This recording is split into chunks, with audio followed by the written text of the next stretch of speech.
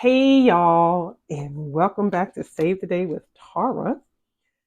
This is a different type of video today. This is more of a lifestyle type video. Um, I don't know if I'll be doing like vlogs. I probably will just to kind of switch it up a little bit. Although this channel is about budgeting, it is still more about living as you're budgeting as well, because you still have to live a life. Life goes on. It doesn't revolve around cash stuffing, doesn't revolve around writing budgets, sinking funds, and all that. That is a major part of this.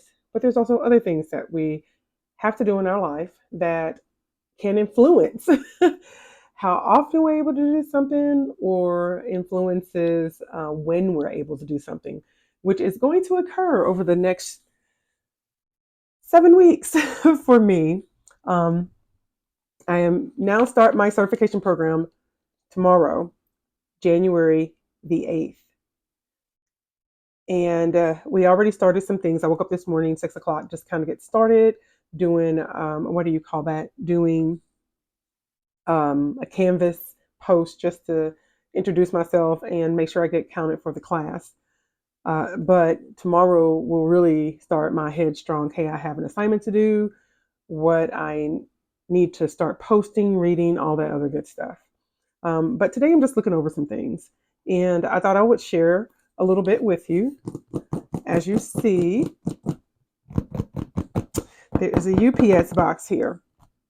And this is part of one of my expenses that I had shown in my first week of, well, not first week, actually, it was for my January budget, which is paying for the certification and also getting these lovely books. Yay me.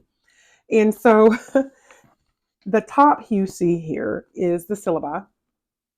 And in addition, it also has my assignments. But this part here, we're going to look and see because we were supposed to get some textbooks, which we did. And then I'm going to complain about some other stuff real quick too. I apologize, but I am. I'm not sure how it is in other countries. I'm really not. I'm not sure how other countries, what they do, what they have to pay for, what they don't have to pay for when they go to college, what type of college they actually get free, what they don't get free. So, like, do you get a 2 year college free, but you don't get 4 years of college or university or whatever you call it? What do you actually have to pay for? In the US, there are a couple of states that do a free 2 year college, so that's community college. However, the majority of colleges you do have to pay for. And well, all the rest of them, not majority, all the rest of them, you have to pay for. Whether it's out of your own pocket, you're using student loans, your parents are using Parent Plus loans. And if you are a child on here and you are forcing your parent to pay back that Parent Plus loan that you got, shame on you. All right, that's my shameless plug. But hey, but if you're an adult on here with some little kids, look at this. You have enough time to get your funds together so you can start saving for a 529. There you go. So you don't have to sign a Parent Plus loan and get stuck with it from your child who went wayward. But anyway, no, I'm not speaking from experience. It's just stuff that I've seen other parents go through, and it's just a shame, shame, shame. Back to me though. All right. So what we have here is I am frustrated because I paid for my class. I paid for my class, which is by credit hour, and I paid my fee. What is that like? Technical fee, blah blah blah, this, that, and everything else. And it used to not be like this because, of course, I am a career student. I'm not a career student. I actually have like jobs in here between. I worked. But I always go back, educate myself, try to elevate my income earning potential or even free up time while I'm elevating my income earning potential, which I have when I went into nursing. But anyway, so it used to be where there was a lot of things that were covered, even some of the outside required applications or memberships and websites, but not here, not this one. So we have to pay, and I'm not happy about this. Well, you know what? I already did this earlier today, and I'm kind of pissed. Here's my little sheet. I ain't no kind of pissed. I am pissed. We have to pay for osmosis, their educational videos. Now we do get a discount, but if you can just zoom in on this, I have to pay $189, and in addition to everything I just paid for this osmosis membership. Now, and this is half, guys. This is what do you call that? This is the student discount. This is the discount offered through the program. This is half, and it's a year. Now, you're like, well, Tara, you should get one that is not a year. You're right. You are right, because I only need it for 2 classes. Or do I? Because we know how that goes. You never know if you're going to need it later on or not. But for a 6 month, which gets me from January through, what do you call that? May. Well, actually, January through June. But the classes that I need them for, the first two, and it is 100, and I think it's $149. Or is it? It's like 159, and I'm like, that is like a $30 difference. I was like, whatever, just pay for a whole year, just in case you don't, you still need it later on in the year. If you know anything about osmosis, though, osmosis is great. It helped get me through the, what is that called? It helped me get through my nurse practitioner program with additional breakdowns, explanations. I'm a very visual person, and they write it as simple, and they give you visuals. And so, if anything, while I am, having to read things, I'm taking my test, I'm able to also visualize it, because through osmosis, the free videos that I was able to get, I was able to learn a little more and enhance my knowledge. So I'm not too mad, because osmosis is awesome, but I am mad that I have to pay an additional $189 when that could most definitely be paid through my tuition. So there goes my education sinking fund that I had, and I only put $200 in early on. So yay me. The other thing that we have to get is this thing called Stat Pearls. Stat Pearls is an additional $69.99. Okay. And I'm not happy about that, because once again, that is something I feel like that they should pay, especially since it's a requirement. They should pay it. Bad enough I have to get these books, but now I have to get this Stat Pearls. And this, I think, is going to be used beyond these 2 classes.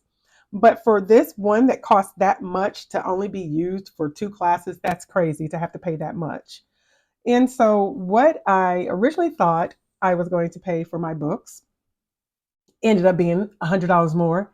In addition to that, now I'm out here paying, what is this, $260 more. I am, ooh, y'all, yes, it is a racket. So I don't know, in other countries, what do you guys do? Do y'all have to pay for your additional education? Like if you have people that want to become doctors, lawyers, real estate, I think you guys call it estate agents, but stuff like that. What do y'all have to pay extra for this stuff? To get these higher level degrees, or is this stuff free? I mean, I don't know, because some of these plumbing and like plumbing electricians, things like that, some of those programs are free, um, but nobody wants to do it because they want a sit down cush job. And I ain't gonna lie, I don't do it. So, and I appreciate everybody else that does, but still, I wonder how they are. All right, so what we're gonna do is, let me get back to this. Okay, off my little rant. I am going to unbox this, and we're just going to see my books. We're going to see if I have all the books that I need, which there's 3 required. And then there is one that was not required, but was recommended. And I got that. So let us see. All right, guys, this holds the key to my life. It is $460 something worth of merchandise in here in this little bitty box. I can't. I cannot. All right, let's open this thing up. Oh, look, there's a whole, look, you know what? It says pull here. Let me pull here. Whew. Oh.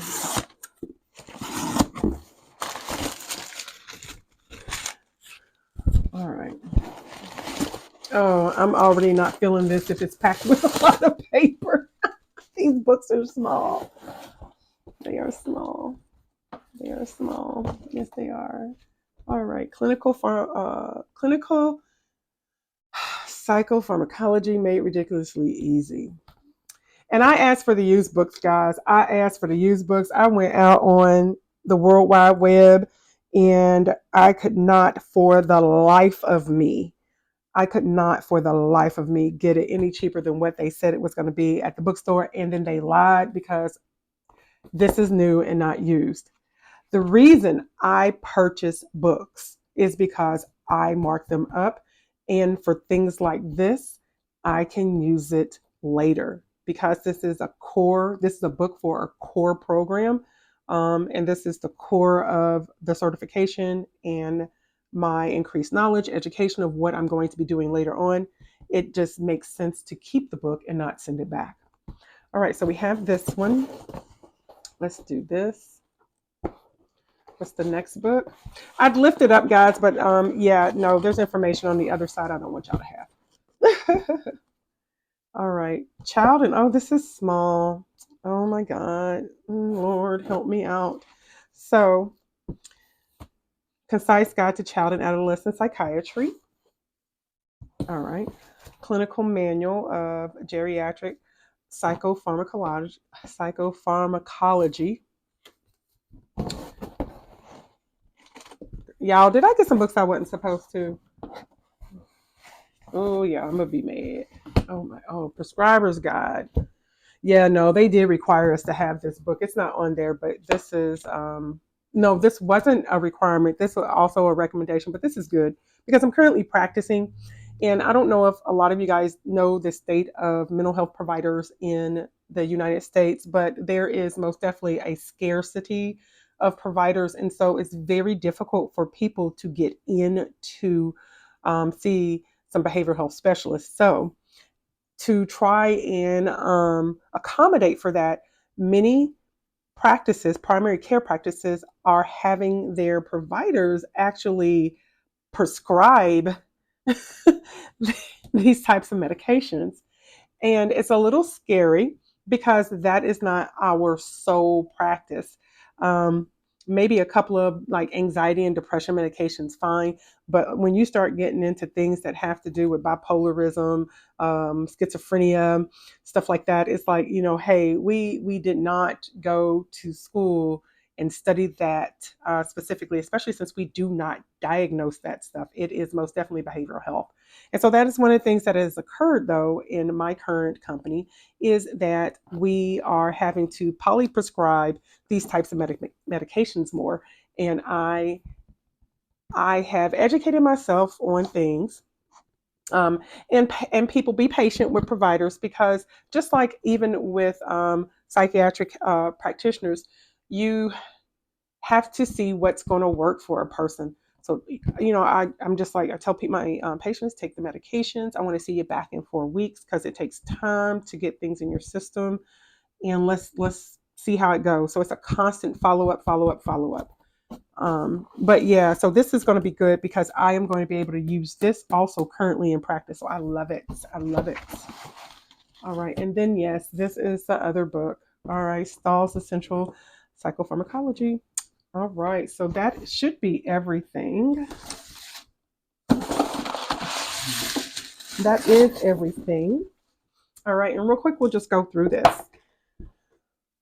All right, so let's make sure we have everything. That breaks my heart, guys. So once again, I'm going to put this over here. All right, so the must-haves, do we have them?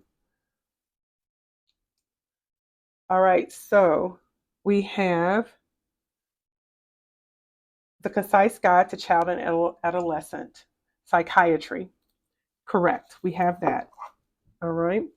Do we have the Clinical Manual of Geriatric Psychopharmacology? Yes, we do. Okay.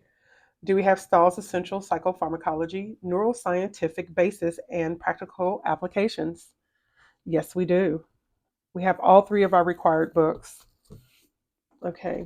And so then we have the one that's up here. It says, okay, clinical pharmacology these are recommended resources. So clinical psychopharmacology made ridiculously easy. We have that one. And then we have Stahl's prescriber guide. Yeah, that was on there. Yeah. Yeah. Stahl's the prescriber's guide. That exactly, yeah, that was on there. So I have everything that I need, which is good. All right, look, y'all, let me tell you something. Tara's going to be busy. So my posting schedule is most definitely going to change. And let me take this, y'all. Anyway, my posting schedule most definitely is going to change. As you see, I already do everything on the weekend. During the week, I am most definitely going to be busy between work and this, but I will also always try or work hard. I want to say try work hard to get out my videos, my weekly recaps and stuff, because without you guys, I most definitely am going to have problems staying on task with my budgets, my funds, everything. When you start getting stuff like this that comes into your life, you can become overwhelmed. Stress can cause you to do crazy things like spend more. That's what happened when I had that failed house remodel. So I am, like I said, my goal is to get on a schedule. I'll mostly be posting on like Friday, Saturday, Sunday, and Mondays, and I may even do some lifestyle. So I wanted to share this part of my life with you guys to let you know this is what I'm doing. If you haven't figured out yet, yes, I'm getting mental health certification. That is the goal. So pray for me as I go through this time. It's a year to get this certification. So, oh, Lord, bless my heart. All right, guys, you know what? Thank you for being here. Thank you for staying through to the end of the video. Don't forget to like, share, subscribe, turn on those notification bells. And you know what? I can't even say save today because this, yeah, I'm going to be stressed. But you know what? I appreciate y'all being here. You guys have a blessed day.